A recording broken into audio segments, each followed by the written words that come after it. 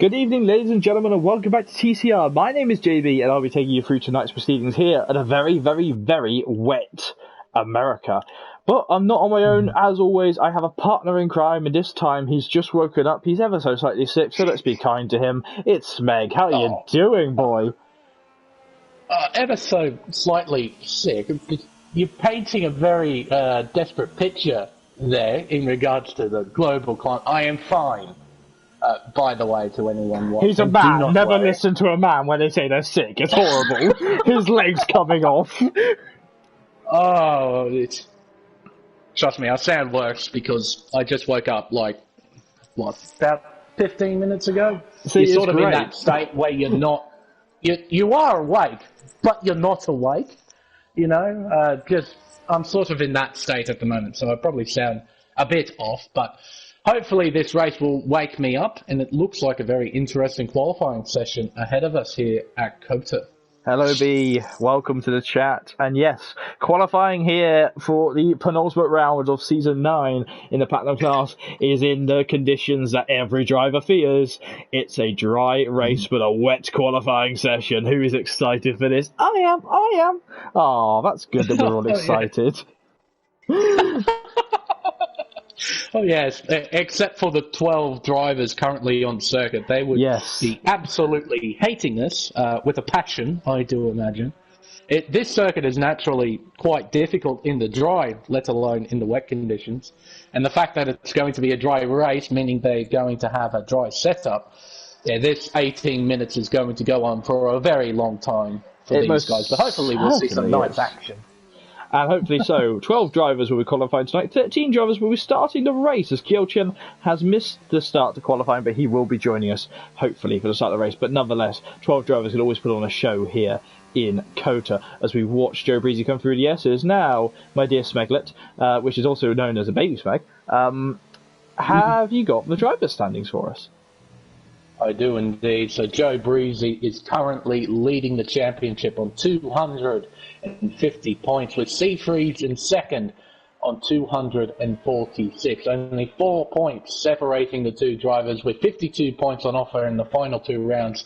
This championship is still very much alive. In P3, it's Dougie Falcons 97, the Brits as Be Good. Yeah, it's just a crash to Be Good. 10-2.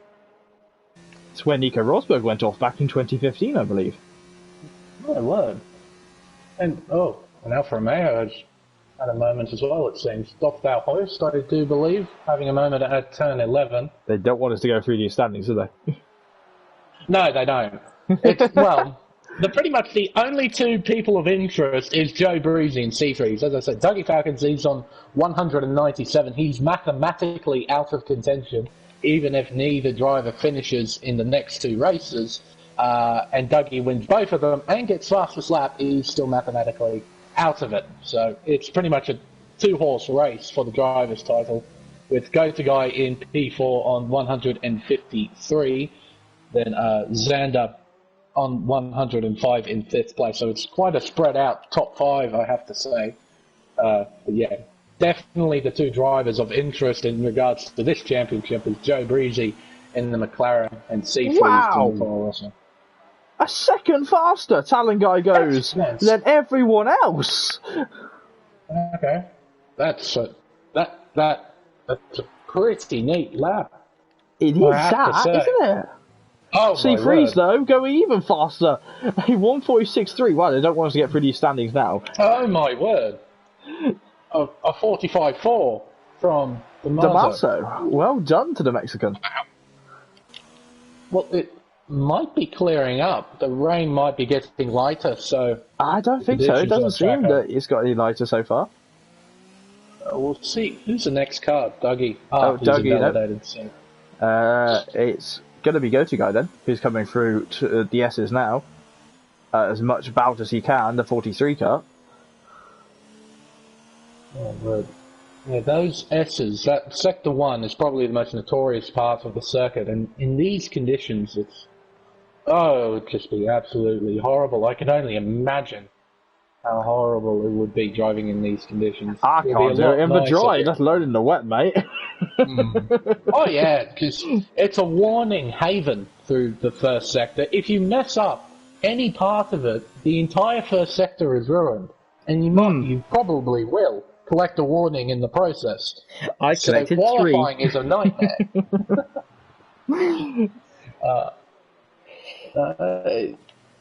It's I do think it. Oh, Wow! Breezy, hello.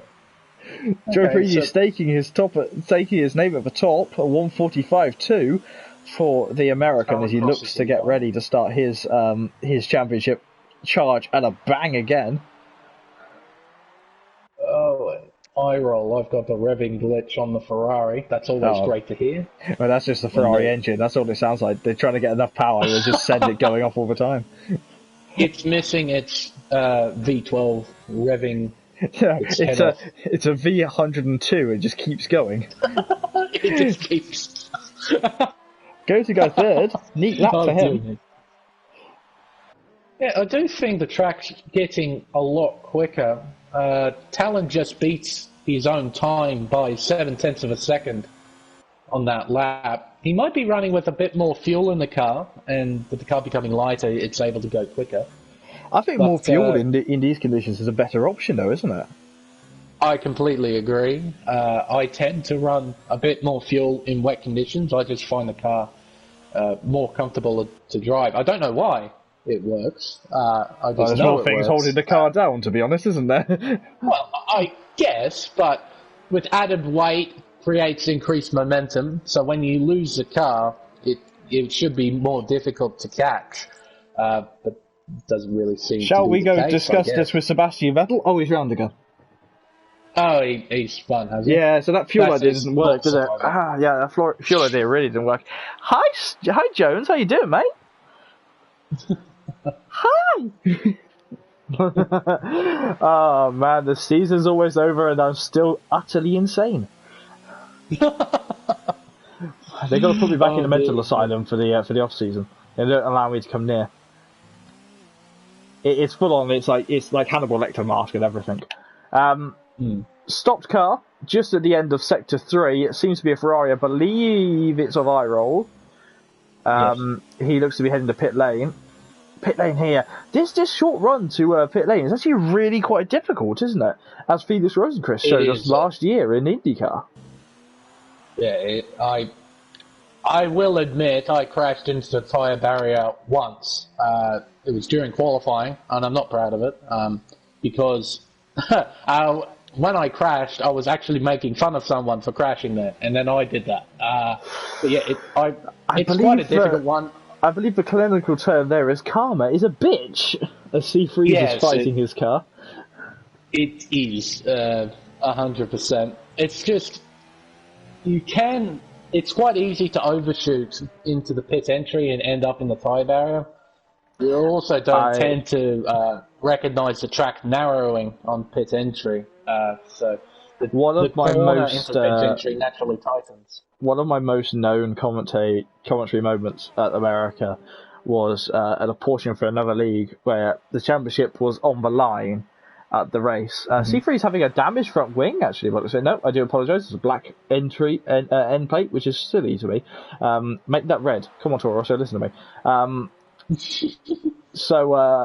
And the driver, the leader of the race, came into pit lane on intermediate tyres and crashed into the wall.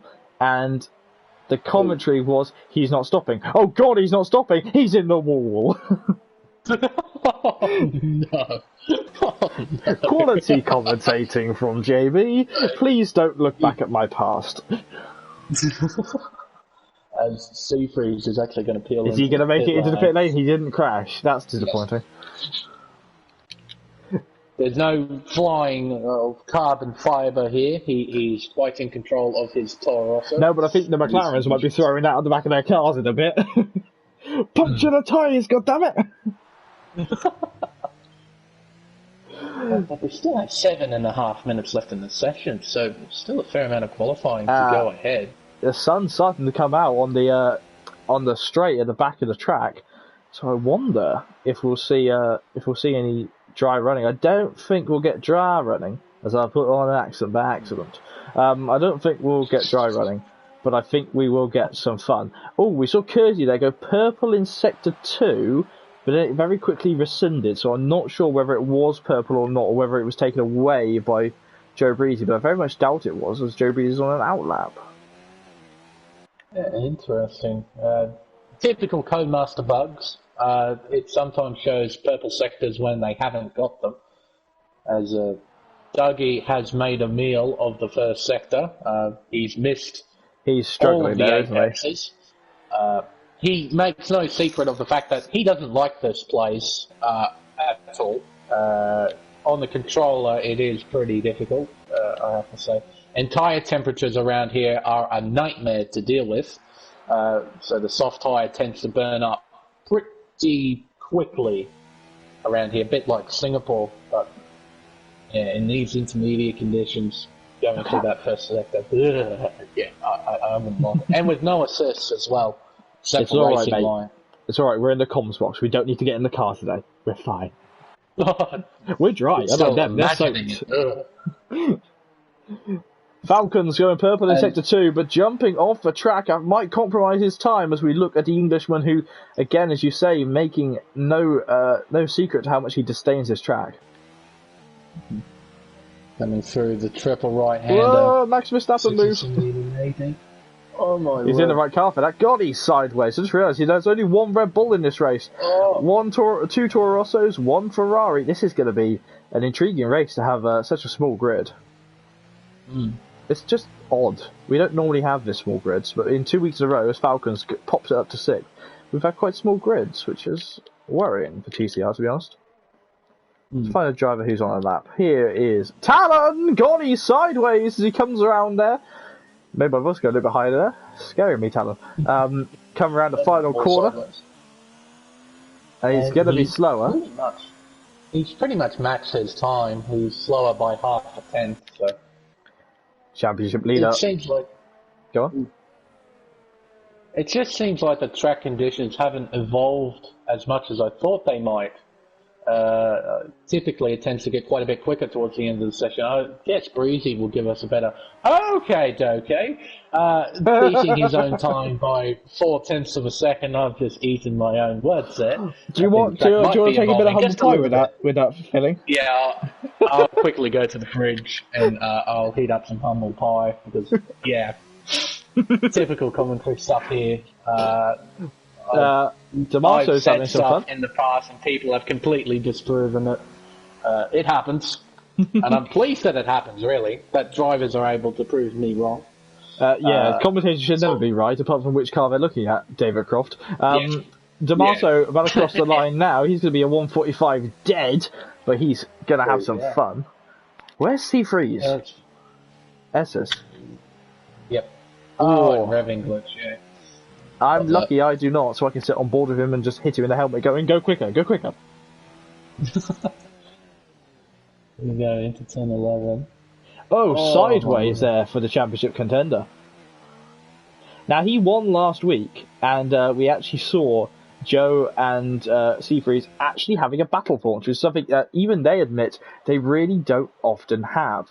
So, this time round, let's see if we have another battle that way for the man with the red helmet and the man with the orange one. Let's see. He hasn't improved in the second sector, though. He's down by 0.07 of a second, so... I think that's all down to just little slides. He's still got time for another lap here, though, at the Circuit of the Americas in Austin, Texas. And a track that I will want to visit in life when I go on my travels. Just got to pick whether I go to the F1 or the IndyCar. Oh. Well...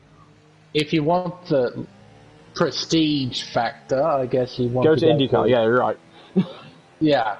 Well, actually, you would go to Formula 1. If you want to see racing, you'd probably go to IndyCar. Because why not both? I think we've got a couple of drivers situated in Texas, so I can pop over and hang out with them. There you go, drivers. But one of the nicest things about this circuit is the fact that it's a Tilkodrome. And I don't hate it.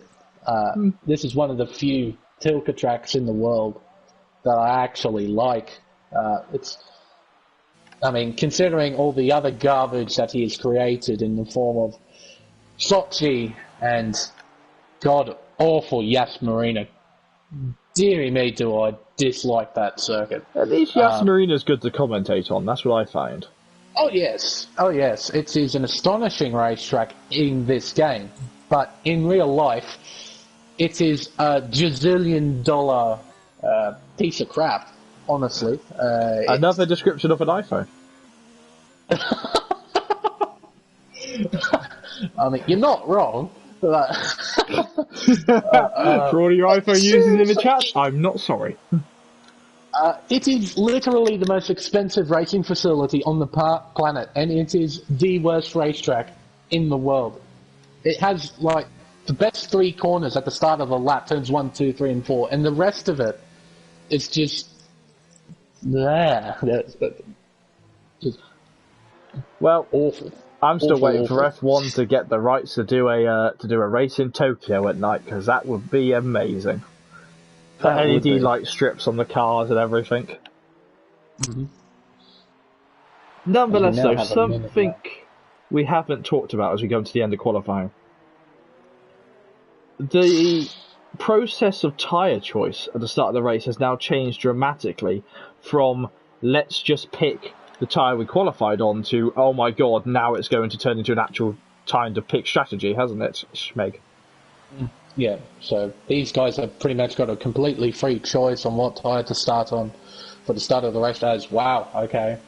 So these McLarens are battling each other at the top of the table. That's a minuscule amount of difference there. Joe Breezy, though, Joe Breezy's just behind Go-To Guy. He will just get in to do a lap time. Let's see what the clock says. 8, 7, 6, 5, 4 seconds on the clock as he starts his lap. That's a go. If he knackers this one up, well, it will knacker his Macca, won't he? Oh, yes. Very much so. But at least at this stage... sideways! Let's go for an onboard lap as he's sideways now. Here he goes. Wow, that was cool. If he keeps going on this lap, it goes quicker. He gets the award for cool save. My word. I think he is doing the term called pushing on this lap. Zandebar's not helping you out. Go, that could have freaked him out a lot. Through turn 9 into turn 10. You have to be careful here. It's a completely blind entry. These guys with Racing Line, it wouldn't be as difficult. Into Joe turn doesn't 11. run Racing Line. Oh, doesn't he run Racing Line? There we go. I think there's a few drivers that don't. We have got the onboard telemetry right now with Joe, so we can see what exactly throttle inputs and everything he's doing, because it's the final lap of the day, rear end locking, as he really struggles there through the entry into Sector 3. He is not getting pole position at this stage. He's down by 0.6 of a second on his own time. So it looks like it will be a McLaren 1-2, but not in the way that you would expect it to be. Whether any drivers can put up an Ozander miles on an in lap, we don't know what Dougie Falcons is up to. He's going to come across the line in a moment's time. And just ahead is Go-To Guy as well on another lap. Dougie Falcons pops it into 4th, ahead of Seafreeze. The championship now in the hands of the Falcon Man. And Joe Breezy sliding across the line. He's 4 tenths down, but that was a great lap to watch. Sideways action here at Kota. And although it was incredibly exciting, it did cost him a lot of time, it seems, over the course of the lap. But the Marseille will start from pole position with his teammate, P2 Go-To Guy, rounding out the top 3. Very close, I have to say. A tenth and a half, almost, separating the top 3. A very close race, but look at the gap between P1 and P2. I was at 4 thousandths of a second. Hundredths of a second. 400, you're right. So it is stupidly close between the McLaren guys, so it looks like it's going to be a fantastic race for them. But very different conditions from qualifying to the race, so we'll have to wait and see how their races sort of plan out. So here's the grid for 12 drivers at COTA. D'Amato on pole position ahead of Joe Breezy, his teammate and championship leader in P2. Go-to guys in P3 ahead of Dougie Falcons in P4. C3 struggling qualifying in P5. He's got to do some work today at the race. Zandamar in P6 had a Talon guy who's leading the Alfa Romeo charge, who's in P7. Dolph Van Hoist is in P8 ahead of Iroll, who's in P9. Struggling is the Ferrari. Mick was in P10. Outside of the top 10 was Kersey and Begood. Begood, who crashed in qualifying. Kersey, he retired early. No point talking about tyres because they're all on free tyres. Because guess what? It's bright, it's sunny. Get the sunglasses out and the top's off. Let's go racing in COTA. It is, wow, not even a cloud in the sky. Unbelievable. It really is clear conditions for the race here today. And it's still 12, I think. Did anyone still join? 12, yeah. We didn't get a joiner. So, you got to say, though, I think get the sunglasses on and the shirts off and let's go racing in COTA is now going to be the official statement of the circuit, because that's quite good, isn't it? It's not a bad one. It's definitely original. You got Austin's. You can trademark that. What's Austin's? What's it called? Catchphrase. Keep Austin weird, is it? I don't. I think it must be. Actually, I think it must be. But nonetheless, keep Austin weird, and well, let's all get our tops off, except for us because we've got a lot of mic packs on, so we're not allowed to take our tops off as we head over to the 10-second time to get ready to start the race. Formation lap first, though, and we have to talk about TCR's Fanatec sponsorship. Did you hear about it? Oh my God! Do we have to talk about it? Do we? We do. Fanatec sponsorship that TCR have. Please elaborate further. Well, every driver has been given the option, whether they have it or not, a Fanatec steering wheel. So, as we look upon what wonderful thing D'Amato is steering right now, the Fanatec steering wheel isn't that too difficult. Shall I try that again? The Fanatec this is all smoothness here at TCR. The Fanatec steering wheel is not that different to a real Formula 1 steering wheel, barring some bells and whistles that everyone has because they're about £1 billion.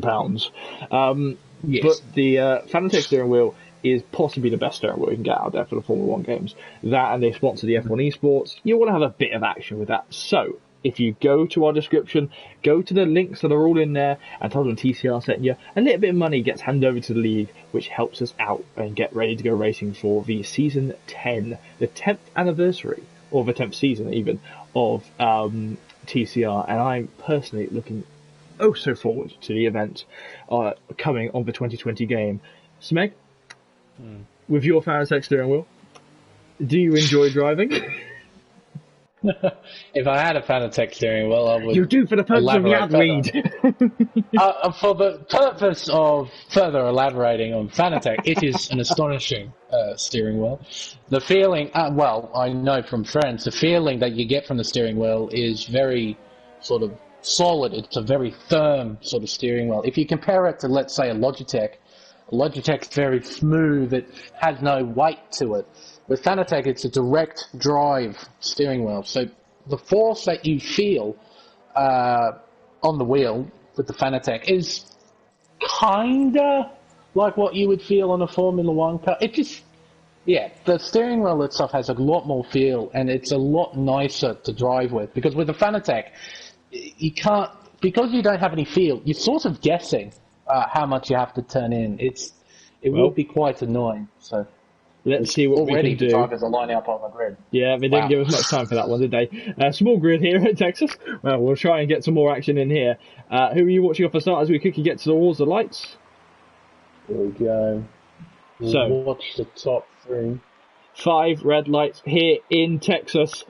The lights are out now, and it's action in America as they all go racing for the championship here in Texas. Will Joe Breezy get the run as Dougie Falcons charges at the inside of Breezy? Breezy having to make contact with Falcons. Falcons lead, and teammates collide. Oh my word. Dougie Falcons is having none of it here in Texas. That was a big, big send into turn 1. C3's down to P7. Oh my word. That is What not on good earth for went the on for the championship at all. leaders there? Oh, he's side by side with Doffal Hoy steering me. That was close between those two. Oh, and high roll down the inside. Can he make it stick? Kind of. Hanging in around the outside. I think Talon might have a go here at Xander. No, Lots he of drivers won't. fighting here on lap 1. Remember, 28 laps of racing here, and they're all going utterly mental like it's lap 7. Well, lap 7 just a very particular number there. And they're all going side by side. C3's now on the chart to try and beat out the drivers around him, trying to beat out go-to guys and trying not to run into the back of the McLaren. And he does not clatter into the Macca. He's done very well, but he needs to get a move on. He's on the soft compound tyre. He's surrounded with drivers Inside on the medium line, tyre. look at that, aggressive moves on this early stage as most McLarens are on the mediums.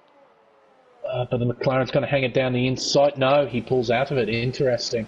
Because you can keep it down the inside into the triple right-hander, and you force the driver on the outside wide. Freezy inside on Xander. Oh. He's fighting it. As the McLaren's coming in. Oh, was that damage? Did he have damage from contact with his teammate? Must have. That is very cruel. We'll try and get confirmation from the McLaren team. Oi, Jones, give me an update.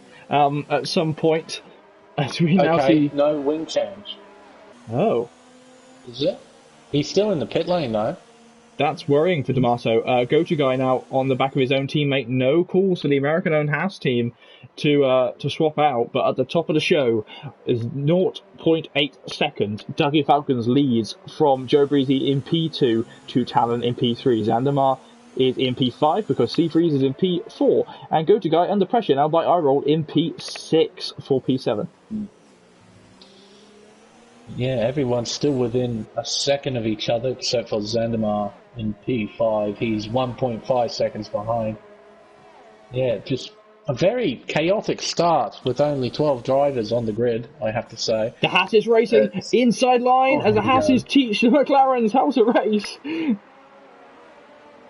And I'll get a bit of backlash for that one. Around the outside goes go-to guy. He slots himself into P5. iRoll and Kurtzy are having a little bit of a scrap through turn 15. Kurtzy forced out wide. I think that's all fair in love and war because Kurtzy's going to come back at him and try and do the same as he has to lift off, though, to not become Max Verstappen there at that corner. Oh, he's very wide. What happened there? Did he just not get the turn in? I think he braked on the curb and locked up. The car went straight ahead into turn 19. I did hear a lock up in the background. And Dossman Hoyce is now ahead. Kurtzy thinking about a move, choosing not to as he brakes hard. And note the Toro Rossos, they're on switch strategies. Yep, alternate strategies. And I think they might be the only team doing that. It seems all the other teams are doing the same strategies. Breezy and Damaso started on the mediums. Go-to-Guy and Xandemar in the Haas's, they're both on the medium tyre. The two Alphas are on the softs as well. So some teams running identical strategies. Toro Rosso, the only one was switched. One soft, one medium. Speaking of Toro Rosso, here is C3's DRS active now as he tries to make his way onto the rostrum. But I think the battle at the top here with his championship contender teammate. Oh no, further now. Here comes C3 trying to go around the outside of his previous teammate. Talon is not letting him go though. He's not saying, right, you're not going to get past me that easily. I'm going to try and battle him now into the left-hander. C3's has the preferred line though. No bumping, no bashing. Clean moves there for the two Americans fighting. Very respectful racing there between the two drivers, as you'd expect from former teammates. Show a great I think there's a lot of respect there in the group between those two. A lot of former teammates tend to show a lot of respect to each other, except for Schumacher and Barrichello. I'm sure you know the incident that I speak of. Oh yeah. I'm sure they probably spoke after that though, and probably cleared the air after Michael got a good smack for it. Joe Breezy putting pressure on the Englishman though. And Englishmen here in Texas have a bit of a good record, don't they, my dear Australian friend? Oh, they do. Particularly one British driver that, kind of won 6 championships. But, little things here and there. Yes, okay, it was me. I'm that guy. I won 6 world championships.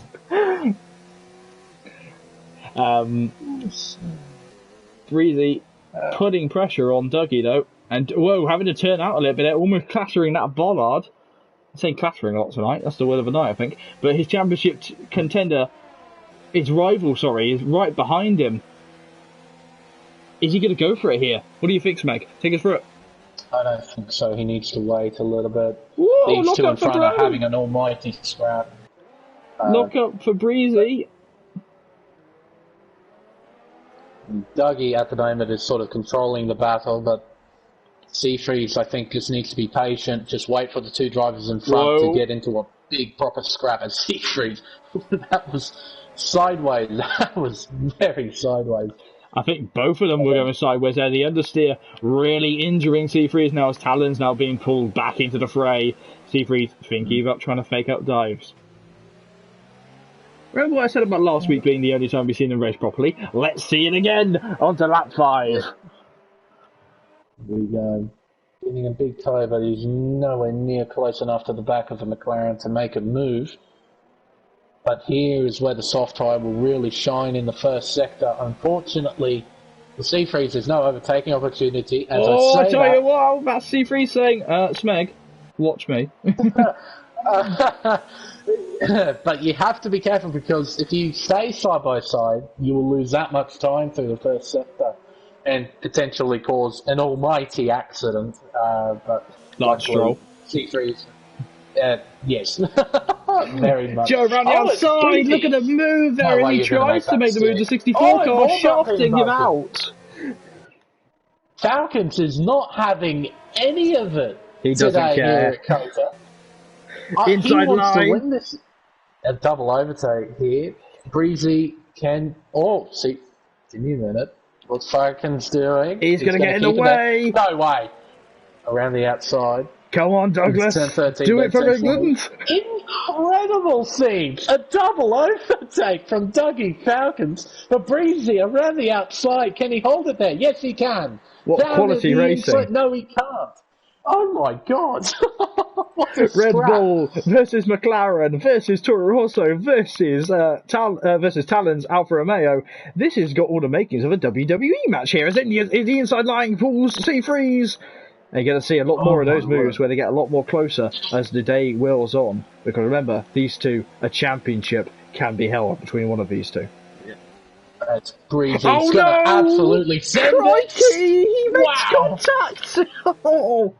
These guys are not having it today. They're not in the mood for some nice, respectful racing. They're going to thrash at each other for position. It's Talent in the back with popcorn. He's just loving this. He's just watching the show. I think he's sat there thinking, I've got to make sure that if they crash, I know where my brake is, because it's going to take everyone out. Just don't damage my front wing, and don't get any penalties either. And he might be in a really good position to snag some positions here. Now, remember, we have 28 laps of racing, and we're on lap 6. Come on, guys. Spread it out over a bit of fun. I mean, yeah, we're not even halfway through this thing yet, and we've already got a battle, an almighty battle between the top three. We've also got a group behind trying to battle it out. Can Dougie get up and underneath the McLaren? He cuts way across the corner, and he's right in front of him already. Look at the boost he's getting off that corner. Oh, contact! Oh, my word. It's a carbon copy from last lap. Dougie with the inside into turn 15. Trying to get the best camera angle as you can. Oh, quality racing. Oh my word. Yeah, these guys are just not having it. Dougie Falcons is making that Red Bull, the widest Red Bull known to man. As Breezy, can he look anywhere? I think the stress is going to kill Franz Tost at this point. Oh my word. And here comes the Haas of Go-To-Guy. He's catching up to this. He's going to get involved. At the inside comes Seafreeze. He's going into Dougie Falcons if he's not careful. He has made it stick though. Joe Breezy relegated to P2. Now down to P3 if he's not careful. Sorry, down to P4 if he's not careful. As he is now overtaken by Talon. I think that's just because those soft tyres, remember they're completely fresh, no qualifying trim on them. Those soft tyres are now in their element. Yep, 100%. And Talon just patiently waiting and making it count. Seafreeze going for the overtake, compromise Breezy into turn 1. Talon taking full advantage into turn 2 and getting to position now into the top 3 as Courtesy gets a 3-second time penalty. So we're starting to see the penalties come into effect with some of these drivers. Sure, they will dictate a lot of this race towards the end. Here comes Seafreeze. Inside line for Seafreeze. He's got to get nice and early compared to Joe. And Dougie just trying to get up and underneath him. And he cannot do it. He makes contact with the rear tyre there. Ooh, Talon losing the rear end just a little bit there on exit. Let's see, what's Dougie going to do? Is he going to absolutely send it into 15? I've seen many drivers do this in league racing, where they send it up into the inside of that hairpin. And in real life, Kivia. Is something wrong with Joe's car? Because suddenly he's got very slow, very quickly. Maybe he's just pushed the tyres too pit hard. Lane. The temperature. Oh, okay. Dougie Falcons and Talon into pit lane already.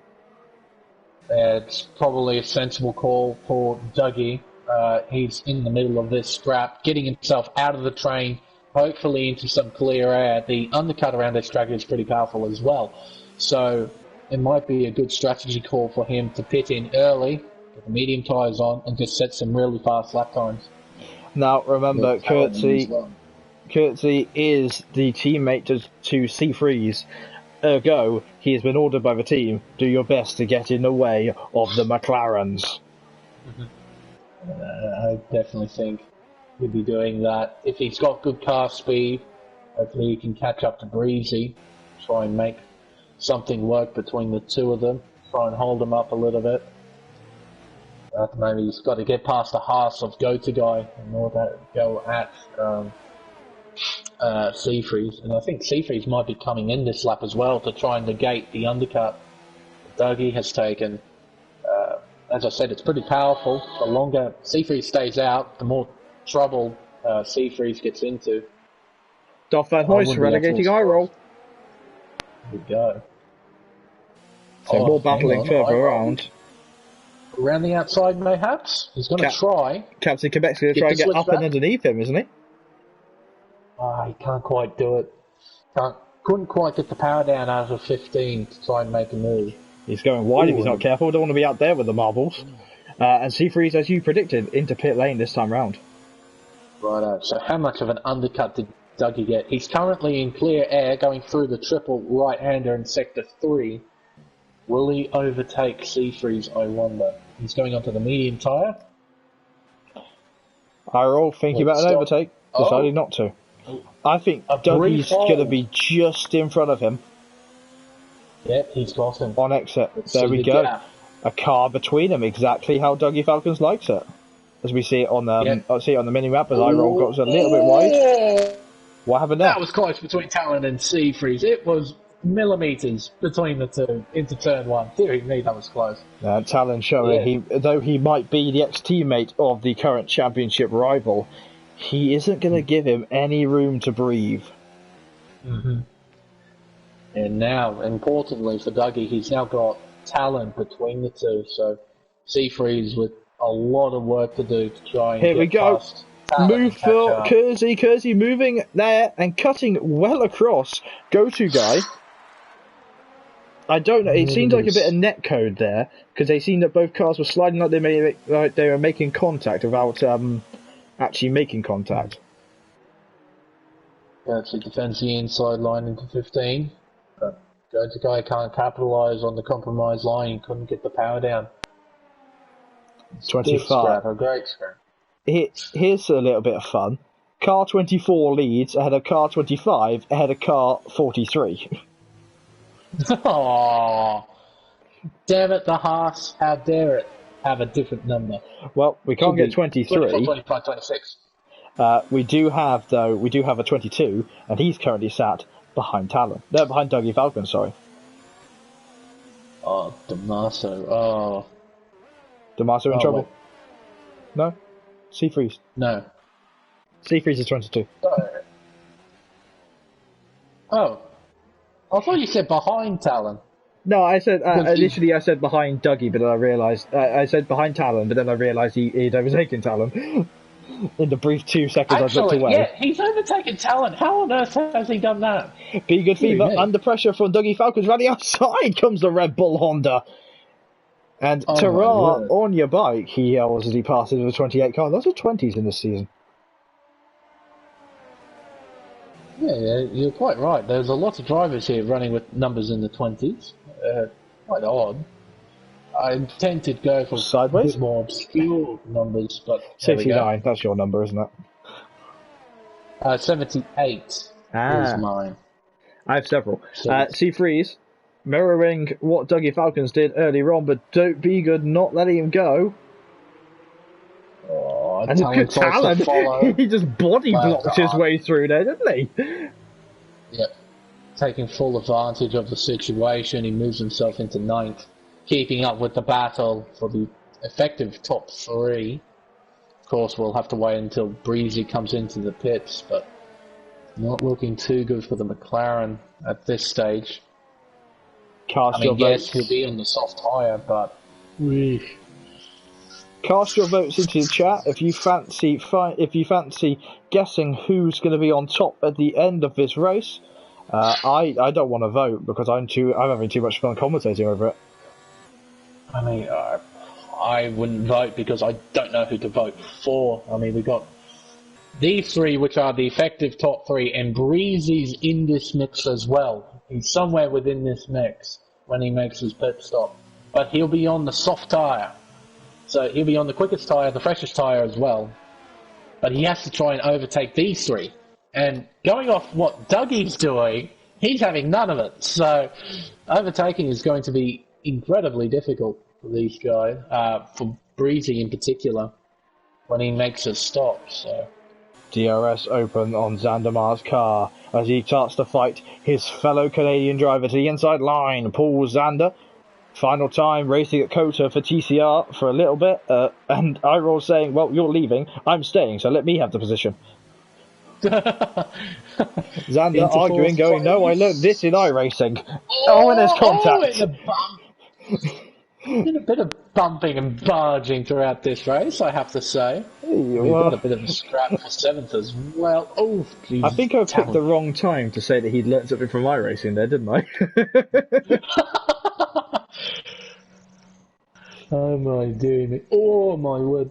He's got so much better brakes, so much better, that's a grammatic sentence. He's got much better brakes on the Haas than the Ferrari has, and they've got the same worn tyres, but 34 is beating out 94.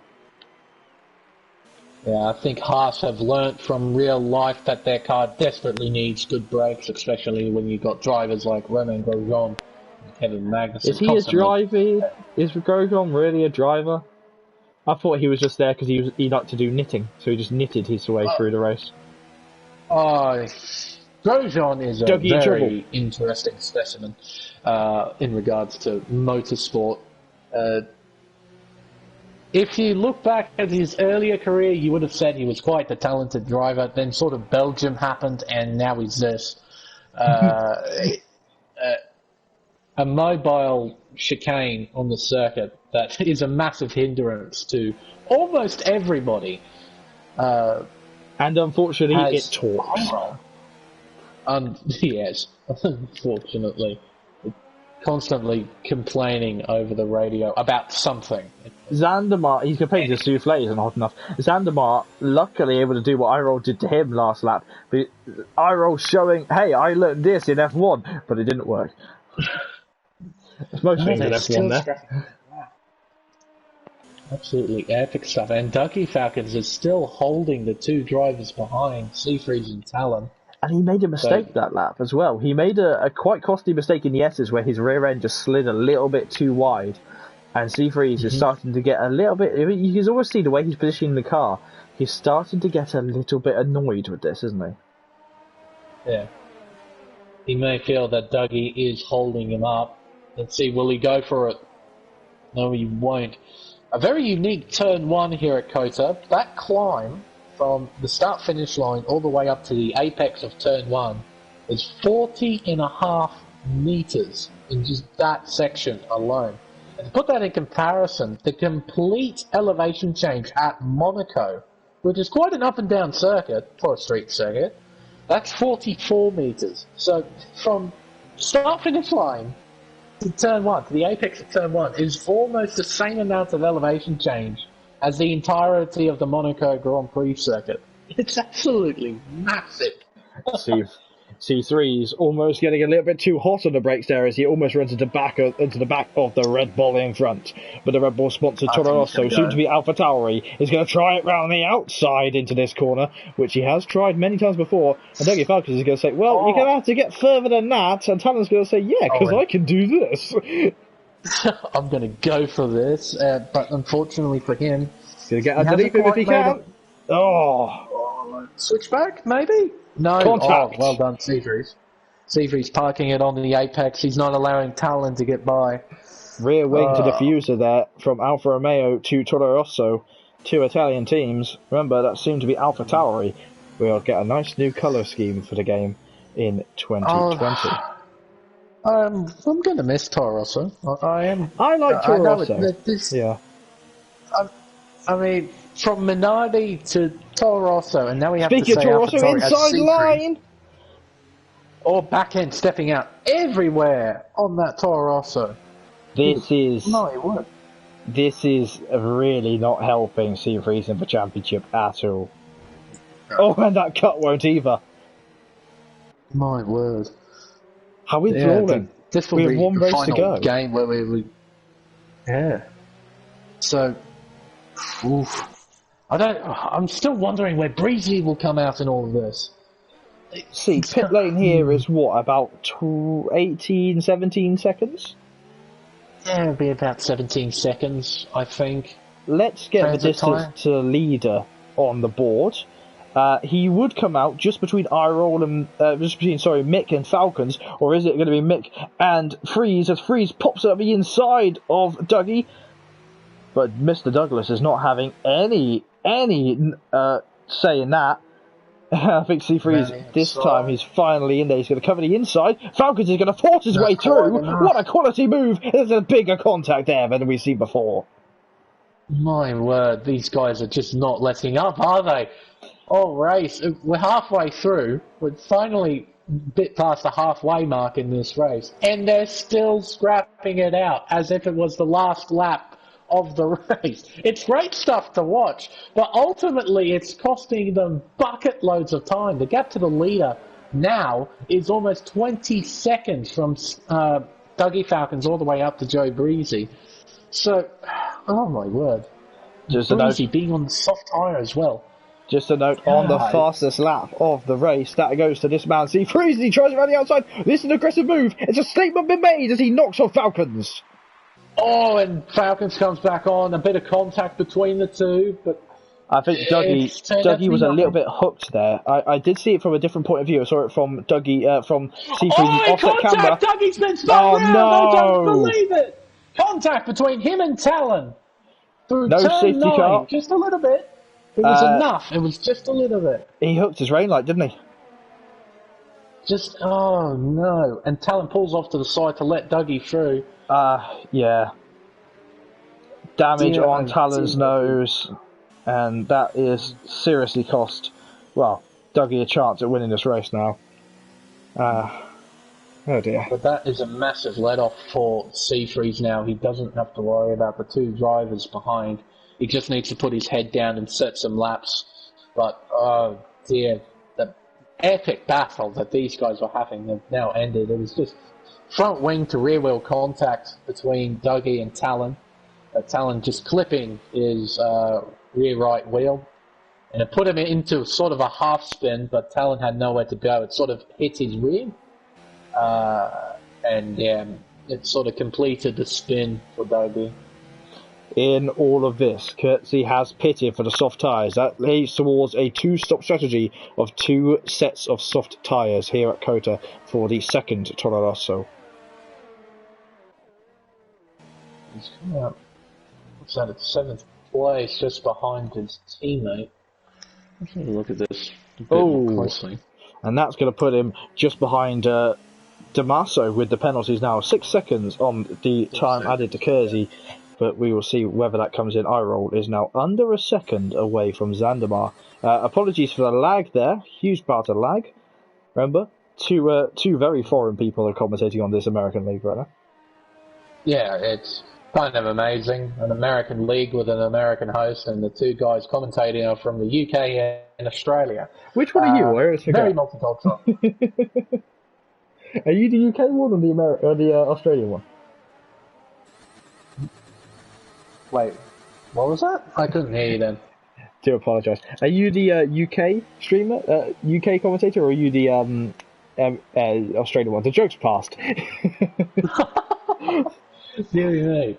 That was almost as bad as a joke, so I make it when I'm bored. Oh, big amount of lag there. I do apologise.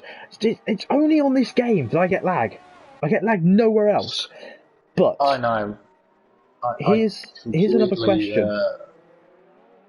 Are Toro Rosso going to have to swap positions? Because Kersey's definitely got the faster car right now. He's gone purple in the last 2 sectors on the tyres. Zandemar, Iron, and Mick Pitt. Inside line for Kersey. I think that's a pretty big statement there.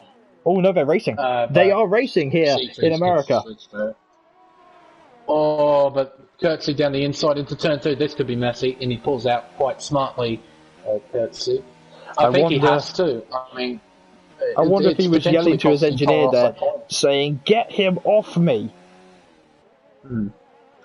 Yeah, I think it might be in Seafreeze's benefit as well to let him by. Kersey's clearly quicker on this tyre as Talon. 3-second time penalty. But just to sit in his DRS and pull Seafreeze along, more or less. Still, Seafreeze has got quite a long stint to do. Is he going to make a statement? He isn't moving, so he's letting him go round him. Yeah, I think by pulling out there, the way he did, pulling to the left on the right-hand turn, he just made it clear. Wait, I think he must have told the fellow Toro Rosso, wait for the straight. Don't try it here. Wait for the straight. Talon in trouble. Yeah. He's got a damaged front wing and he's still going for it like it's lap 1. Go pits. Rightio, so the first of the medium runners, at least from the top of the field into the pit lane. Now, Kersey, can he make it to the end of the race on those softs? I think he can. Well, he'd be touch and go. 12 laps. Oh, Talon's in trouble, even more trouble. Big understeer moment. He'll be bailing straight to pit lane this time round, surely. No, he continues on. He wants to get into the sort of 10 laps to go, I imagine. He'll probably pit in next lap, I'm guessing. Dougie on the inside. Wait, no. He started on the softs, didn't he? So maybe he's trying to make it to the end. He knows if he pits, he will be last. So he's kind of just going to have to try and fight it out for P10, I guess, with Mick. Kersey with another time penalty now added to his time, so that will definitely not impact his team. Dougie Falcons and all of that got through past Stoff and Hoist. Let's take a look at the gap between the drivers right now. From the leader, 17 seconds separates Joe Breezy and Seafreeze. Now, at that point, if Joe were to pit and go on the soft tyres, he would have to pit again. Or he would be just at the cusp of being able to go to the end of the tyres, as Stoff Van Hoist makes a move on Dougie, which ultimately failed, as he had every tyre locked up. Hello. Joe Breezy in pit lane. Breezy. There we go. So this will be his one and only stop. He will go onto the soft compound tyre and go to the end of the race. This is aggressive. Remember, no need for a two-stop strategy in this situation. Kersey, the fastest man on track, he's definitely going to be in the way. He will be leading the race, but with penalties, he will definitely not be leading the race. Seafreeze jumps Breezy, and the race now comes out of pit lane onto the track. Joe Breezy is now in the position that he needs to take this. I think if he wins this race, he's got... I don't know. I can't do maths on the fly. I can't do maths in general, actually. He'll open up to a 11-point gap, if I remember correctly. It's either 11 or 12 point gap if he wins. But also you have to take into consideration whether or not he can get fastest lap. It definitely seems like that. He's on the soft tyre, fresh soft tyre. So if he wins and Seafreeze comes in second, it will be 11 points. If he gets fastest lap, it will open up to 12 with 1 round remaining. So it would really put it into Breezy's corner to take the championship. and we will obviously discuss that with the end of the race with whoever wins. Slight lock up there, not great to do. 19 laps completed, 28 laps on the clock, and that is 10 to go here in Kota. And already he's on the move. That is that was C3's and his hoppity car. It went literally straight through the road, and no wing damage. Did yours go down? Yep. Because mine went up. Well, mine went down. It went through the road. So you had the submergible car, and I had the car that went up in the air. Doff Van Hoyt with a time penalty, as he's under pressure from Zandemar, sorry. So already the battle... Whoa, Doff's in trouble. Rear end is in absolute turmoil on that Alpha's car. Here we go. Down the inside into turn 1, and the Ferrari's trying to make a move here on Dougie. Dougie's not having any of it this race. I'm not sure what's wrong with Dougie. He just seems to be not having any of it today. Must have been a rough day in the office. One mistake, as we've been seeing through the S's, and I think one mistake, like for being tipped around by Talon's Be Good, is our first and only retirement of the race so far. In pit lane, he's decided he's had enough of this time round. For the final round in America at TCR for season 9. But I think that one mistake, being tipped around by Talon, is just knocked his confidence in the car, and now he's just struggling to regain, struggling to trust the car. Maybe the tyre temps are high, but I think he's just struggling, and I think he's just had enough of this Red Bull car for the season. He wants the 2020 machine, or he's going to sign for a different team. Here comes Talon. Here comes Iroll. Down the inside, Dougie is desperately trying to hang on, and down the inside again. Contact! Spins! Is he going to let Iroll through? Everyone's slowing up. I don't know. Breezy sets a new fastest lap. And wow, look at Iroll. He almost tipped around the Red Bull, and now he's going up the inside. And into the side, that, ladies and gentlemen, is classic Iroll there. Oh, you can hit me into one corner, I can do it harder. Yes. I think that's entirely fair. I don't think the stewards should get involved there, because it's like, now it's been settled on track. They can both move faster. I think, actually, Iroll is now at the point that he doesn't care who he hits as long as he gets past people. Oh no! 3 seconds. Okay. I don't have to keep an eye on that. Oh, Dougie has a horrible run through the end. Oh, in front, wing damage for the Ferrari. Yeah, oh dear. And Iroll with more penalties. To rub extra salt into the wound there. I don't think he can claim... I don't know what he can claim there. C3 is passed by Go-To Guy.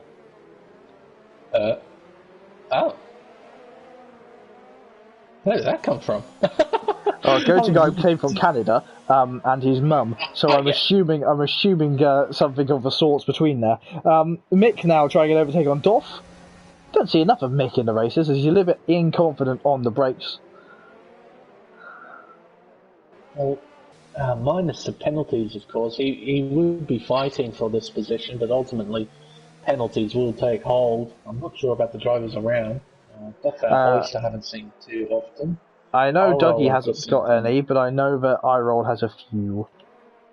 Speaking of a few, here is Joe Breezy, who has 3, and there's Kurtzy, who has 9 in front, as we're heading on to the 22nd lap of racing. Kurtzy, I don't know what he's going to do. He knows he's got penalties, so ultimately him fighting for the win is ultimately for nothing. I mean, yeah, he can try and hold up, but the gap between second He's all over the place, he's off the track, and there it goes. Accelerating off the road has cost him the position.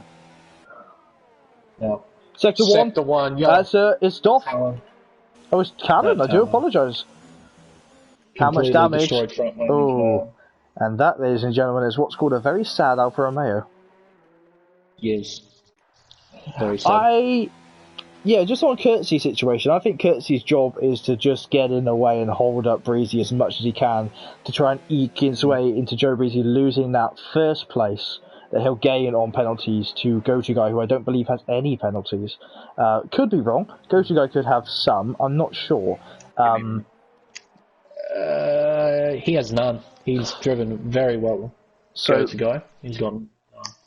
And recall, if Go-To-Guy gets into a 3-second margin of the leaders, that could also impact C3s. And remember, Kurtzy can always mysteriously have an engine problem where he has to slow down. So on penalties, his teammate will be able to get through. Yeah. Mick almost making contact with the inside of Doff. What can the Renault get up to as he tries to fight his way past Doff and Hoist? Stand up. Really made 3-second time penalty. Yeah, the Ferrari and the Alpha and the Renault battling it out onto the pit straight once again. Remember, iRoll has got a damaged front wing, so throughout quarters, that's a late move for iRoll there. Oh no! Joe Breezy! 6! Incredible. 6 seconds worth of penalties on Joe Breezy's car. So that's taken away his podium. Well, no, that'll put him into P3. That Breezy sort of abusing the track limits a little bit. Oh no! As talent has pit lane. tied in the pit lane. So everyone who finishes will score a point. I think we're getting close to 90% rule anyway, so... I'll have a look. So he retired on lap 22, did he not? I believe. Yes, end of lap 22, beginning of lap 23, so he could be classed as 23. Let's have a look. See, 22 divided by 28, 78%. Into the inside of iRoll. Big lockup for Doff, and iRoll coming back through. Captain Quebec not phased. Can the masterous Mick flicking it round the outside? No hate for 83, and he is been able to do it. Doff, can you get a switch back? No, he can't. Well done, Mick. Got himself into 8th place. Let's have a look at the gap to the leader once more. So Joe Breezy has 6 seconds worth of penalties. He has to pull a second on Go-To-Guy. Otherwise, he will not be in the line to win this race. He currently is he's just crossed over now onto that magical 6-second marker he needs. iRoll putting pressure on Mick. Mick is going to have to try it around the outside. iRoll is going to stick it to the inside. Mick on better traction, still there. Is he going to be experienced enough to say, no, I'm not going to try it? He does ultimately decide not to make a move on Captain Quebec in front. Mm-hmm. I think I nicknamed Joe Breezy Captain America as well, just because he was. He reminds me a lot of Ryan Hunter-Ray. Fair enough. Oh my word, there's a couple of guys battling for 7th place. Run wide onto the grass coming out of turn 9. Oh, Mick on the inside there as he's around. There's 3 cars involved. Oh no. iRoll's going to think, now I'm just getting abused this race. He's going to call up the police and say, I've been abused, and they'll all come round and arrest them.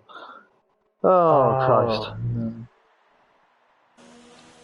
iRoll, I think, correct me if I'm wrong, everybody in the chat, I think he's known a bit for his temper sometimes when he's driving, and I think the temper might be coming out soon. And Mick has pulled off to the side. I think that's actually fair. He's let both of us. Yeah. I think we might see these 3 pit now. They've all got front wing damage from that incident. Oh, dearie me. Isn't it amazing that throughout this race, we've gone from a battle at the front to now the battle at the end of the field and for the points? Battle at the end of the field, that's still for points. That's the amazing bit. That 10 finishes at this stage in this race. But also the fact that with this field of 12, it's still been relatively interesting to watch. Oh, I rolled sideways out of turn 1. Dear me. I think people want to see the gap as Doff gets a penalty between the leader. Well, the gap between currently between the leader is 10 seconds. The gap between Freeze to the leader, or 9 seconds. So he'll be passed by his teammate, but he won't be passed by Joe. And I think Joe is going to retain the win at this current state, unless there's a late spin in the race.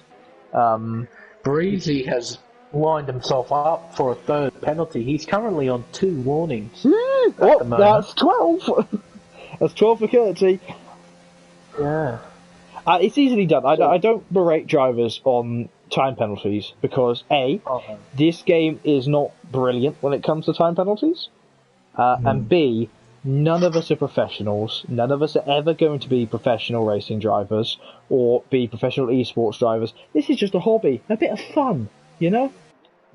Just don't berate people for time penalties. Because I came out of the race early today, finishing last place, with 26 places of penalties, had a blast. Oh, no! 3-second time penalty! That's 9. Oh boy. And that was a little ticker. Ironically. Oh no! It's very easily done at turn 9, I have to say. That uphill left-hander. Mick passing Doff. Hey, Deathwish, what did you just say? Oh no. Deathwish was just mentioning how Courtesy is handing the win back to Joe. I don't think that's happening anymore. Joe's got to do some serious work now, because he's currently, for go-to guy, let's say go-to guy's going to be second place without penalties. He's got to get 2 seconds. 2 seconds in 2 laps. Oh, Kersey could be Joe's best friend. Kersey could really be Joe's best friend right now and start slowing up go-to guy. Oh, what could happen? Oh, I'm actually shaking with anticipation. Actually, if Toro Rosso are smart about it, they would get Courtesy out of the way, because with Joe getting the win, it increases the points gap between himself and Seafreeze. So I think Courtesy, if those 2 guys were smart, they wouldn't fight the Huff too much. In fact, they would try and encourage him to go even quicker. Breezy, I think he's going to start pushing, I think, very, very shortly to try and open up that gap. The gap is 8 seconds on the penultimate lap of the race. This is nail-biting stuff here at America. I hope you've enjoyed this race. I very thoroughly have, as we watch on board with the Canadian go-to guy. Will he take the win tonight? Will Joe Breezy win on home soil after being denied in Canada? Oh boy. Got now almost 8.5 seconds with 1.5 laps to go. It is looking good for Breezy at this stage. Let's be honest right now. 2 things. A, the dirty air is now going to start affecting go-to guys. He is just...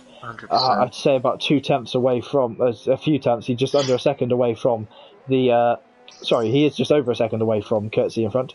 But if you look at Irold, he's coming to pit lane, that fastest lap point may slowly be disappearing. Maybe. What lap would he be on? 27. So yeah, so he'll have 1 lap to try and get fastest lap right at the end. Well, which isn't such a bad call, really. Tricky. He's currently in 10th, so... From what we understand, Deathwish, go-to guy has not got any penalties to his name at this moment in time. We are on the final lap of the race, and we are going to put the gap back on, because it's 4 tenths of a second, and Courtesy is now going to be in the way of go-to guy. Is Courtesy going to be the one to hand the win to Joe Breezy? I mean, that would be a massive... Toro Rosso would effectively shoot themselves in the foot by doing so. I think if Seafreeze and Courtesy are talking to each other, I think it would be smart for Courtesy to get out of the way. It's 9 seconds. Not hold up. Oh no, that dirty air. It's... Oh no. It has become 9.5 seconds. The gap is increasing. Dougie Falcons fighting the other McLaren. Nail-biting stuff for McLaren more in this race. Here we go. He hasn't got any other warning, so he's... Effectively, Joe Breezy can cut the track 3 times if he 2 times rather. We don't encourage that, obviously. Go-to guy chucking out the inside. There's almost contact between Kersey and himself. The American Home House team, they want the podium. He might not know. This is the race. This is it. Oh no! What have Toro Rosso done? And that's that. There's bigger contact. Oh no! Is that handing Seafreeze to second place? Who I knows? We'll find wonder. out now. Joe Breezy, around the final corner, crossing line, he wins in America. Go-to guy. He's coming in second. It could have been first. He comes in second. Oh, go-to guy relegated to third. C3's into second. I wonder if Curtsy slowed down definitely as you let him through there. But big penalties implying there. For Joe Breezy. Oh, he kept just going there at the end. Oh no. Toro Rosso, what have they done? Oh dear.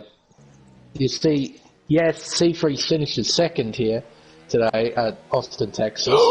But Dougie that gap, Falcon's on the line, getting past Tommaso. No penalties. He revved up past it. It seems Tommaso had an engine problem at the end. out of fuel, mayhaps. You can see that he's half throttle, not really gaining too much speed. What a race! Oh, no. Yeah, so Breezy gets a 7-point swing in his favour, unless I roll. I wonder. Can he do it? Can he get faster slap? Coming round the final corner now. Yes. He does. So it's a 7-point swing. So the gap is now 11 points. Now let's say Go-To Guy managed to win. So it would be Breezy second and C3's in third. That gap would be only 3-point swing in Breezy's favour. So the gap would have only been 7 points at the end of this race. So, oh dear. I think Toro Rosso might need a little bit of a debrief after this one. Ladies and gentlemen, please stick around for the interviews. This is going to be hotly contested. Oh, wow. McLaren win here in Texas, as they so often have, ahead of Toro Rosso and Haas. Well done. Oh, of course, no credit away from Joe Breezy. That was a great drive, even with the 9-second penalty. Hanging on for the win. C3's second place. Oh boy, this championship is going to go right down to the wire. It certainly is. So, barring any steward's investigations, this is how the race finished. Joe Breezy finished in P1 ahead of C3's in P2. Go-To Guy P3, unfortunately, right at the end, getting a penalty, would have been P2. Kersey in P4 relegated down from P3 on penalties, ahead of Zandamar, who's in P5. Dougie was in P6, ahead of Damaso in P7. Mick was in P8, ahead of Dolph, who was in P9. And I will get the fastest lap in P10, so 2 points to his name. Drivers who did not finish this race, Talon and Be Good Fever, did not make it to the end of this race. Wow. But how about that? A field of only 12 drivers, and we got a race like that. Not bad. Phenomenal. Phenomenal. Yeah. I think the biggest thing to think about this is poor Dougie. He was abused, he was bashed, he was wrecked in that race. Mm-hmm. But still, top 6 finish. And Dougie, somehow he comes up with no penalties next to his name. Somehow, after that race, so he did well to get none. Oh boy. So, as the screen goes blue, we apologise for that. I will invite in our top 3, and we'll see if we have an interview with all 3 of them. C3's immediately off the game. That might be a statement. Joe Breezy. And Go-To Guy is who we're looking for. Do I have Go-To Guy on my friends list? I hope I do.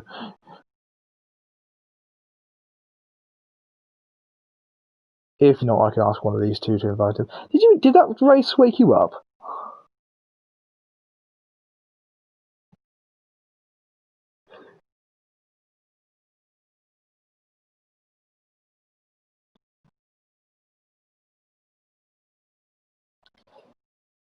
I have to say, and one of the better COTA races I think I've watched in a while as well.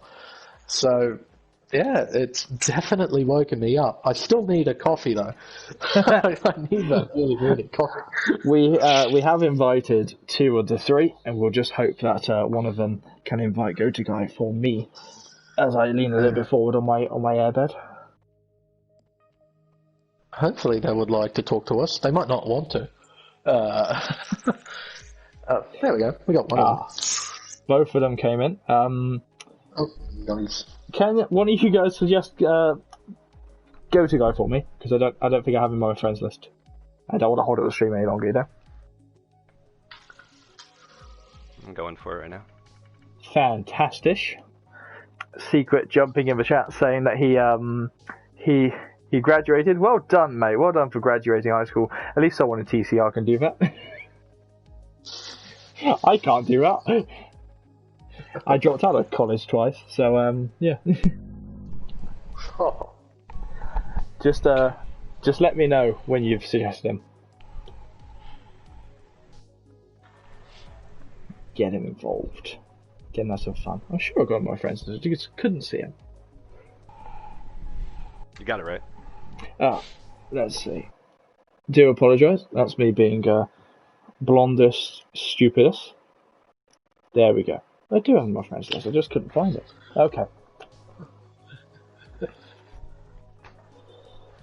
Now, Smeg, should I let you take a break from talking because you do sound a little bit tired? Do you want me to handle the interviews today? Yeah, okay. That'd be quite nice. Okay, mate. And we will start with Go when he gets in, if he gets in. Give him a good 37 seconds. Exactly 37 seconds. We are Formula 1 drivers. We do talk in exact increments of time. I keep doing this when I'm on stream. Seconds or minutes would be too deep. Can I be honest? When I'm on stream, I keep picking up a pair of secateurs I have on my coffee table, and I sat on an airbed. I need to stop playing with scissors. They didn't let me have them in the institute. You should see me in other streams. If there's a pen around, I have to click it. It's like a compulsive thing. If there's a pen, a clickable pen anywhere, I have to click it. I need to stop doing it because you can hear it in the stream. As it turns out, someone pointed out they could hear clicking during one of the streams, so I have to stop doing that. Throughout all of this, though, it doesn't seem like GoToGuy has joined us at this moment. Let's start with C3, though. Chris, how did that race go for you? Because it was a little bit full of action, wasn't it? Yeah, it was pretty crazy, but got a decent result in the end of it, so it was alright. Surely you're happier than qualifying, though, because that was a difficult session, wasn't it? Yes. We're not getting much from tonight, are we? It's like pulling teeth. Chris, I'm wearing the nice underwear you like. Can you give me something? No comment. So, looking forward to Mexico, it's an 11-point gap between you and Joe, barring any Chivas investigations, obviously. What are you thinking you've got to do in Mexico, or are you just thinking, I'm going to do exactly the same as I would any other race? I like to win the race, maybe get my, I don't know what number race win, but just win the race. Go out with a bang, and get off this game. Pretty much in the same boat as Freeze. Always going for that win. But yeah. I'm ready for the next game as well and to take a break. So I'm not ready for next game. I'm just ready for nothing for a little bit. Got you. Well, luckily it'll be roughly like a month break to the next game, and then yeah, it should be fine. But then yeah. So Joe, at some point in that race, you weren't going to win that race. Why were you aware of that? I was very aware of that. I was watching it quite closely. Because your mate Smeg almost die out of anxiety. Let's be honest. I was in the same boat, so I feel you. Can we have more races like that, please? Yeah, with only 12 drivers, that was actually quite amazing to see the amount of battling that took place, I have to say. Was it fun, fellas, battling each other as hard as you did, including Dougie, who was quite rough with you fellas, I have to say, during that race? Yeah, I was not happy with the start. Yeah. Damaso put in tons of work. We put in tons of work. We had a good run too. I mean, yeah, he had a decent run. He had a decent break into turn one, but I mean, I really did have the inside covered. and he just pushed his way in there anyways, knocked me into my partner, breaking his wing, and then, it was very frustrating to start. I'm pretty gutted for Damaso, to be honest. So, yeah, we'll see what the stewards have to say about that one. Of course. No, Damaso recovered very well to finish back inside sort of the midfield of the top 10. I think he finished... I can't remember off the top of my head now. Damaso, I think, was P7, I want to say. 7? Yes. Oh, hello. Go to guy. Hey. So we have Go to Guy join us. Now, we'll just jump onto you for a minute, Go to Guy. How was that race for you? Because I don't know if you were aware, you could have won that race at one point. Yeah, it was pretty close. It was a pretty good battle overall. I thought I had the right strategy. I was actually going to go with the mediums to softs, even if it wasn't raining, because the the overheating was a bit extreme. But I was in a good position, and Breezy was a little bit ahead after the first stint, and then he just pulled away. So that was kind of a little bit sad, but I managed to hang in there and still get a good result. If I remember, you didn't have the best qualifying Go-To Guy, but how did that go, fighting through the field as you did? Because you sort of played with everyone, didn't you? Well, in qualifying, I actually qualified third. I think it wasn't too bad. But then I ended up, Dougie went down the inside, and a bunch of people went wide, and I was the widest car, so I ended up dropping a bunch of positions. But I think the medium to soft strategy definitely helped me out the later part of the race, making up those positions. At any point in the race, did you not questioning his driver's standards, did you think that today everyone was a little bit more rough and tumble because of the lack of cars on the grid? Or was it just they were rough and tumble because it's Kota? Well, I didn't have any real incidents or wheel bang, and I was battling with Kersey a bit, and it was tight racing, but I personally didn't really have any incidents for myself, so for me it was okay, but I definitely heard the other people in my party talking a little bit about some wheel banging going on. But insight in any of those drivers in your party, or are we not allowed to hear private Haas affairs? Yeah, it's Haas affairs, yeah. Okay. I'll let you have that one for this season. I'll try again next season. All right. Smek, any questions for our third place finisher? I can't think of any off the top of my head. I think we pretty much covered everything from the incidents on lap 1 and the biffing and barging that we witnessed throughout the race between some drivers, particularly Dougie. Dear me, he must have woken up, is on the wrong side of the bed. If you're correct with your time, JB, it should be about 2 o'clock. It's quarter to 3 in the mornings right now, actually. Quarter to 3. Fucking, how can you race that late? Honestly. With conviction and try. It's a question of how I can spend an hour and a half chatting about racing cars as well. Sometimes I get yawny, sometimes I don't. But no.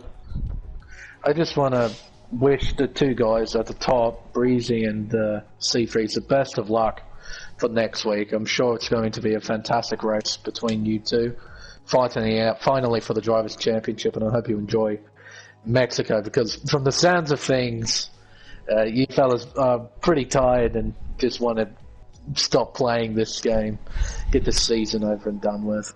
But, no, congratulations regardless, and good luck for next week.